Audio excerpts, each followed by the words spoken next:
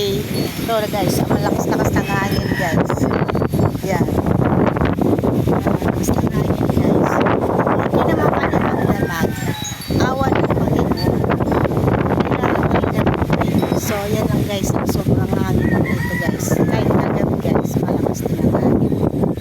So yan lang ang update namin guys. Dito yan sa Arayat, Pampanga guys.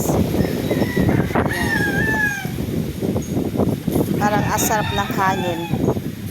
So, yun lang ang update dito guys. Hindi naman malakas ang ulan. Ngayon lang lumakas ang hangin. Kagabi din masyado.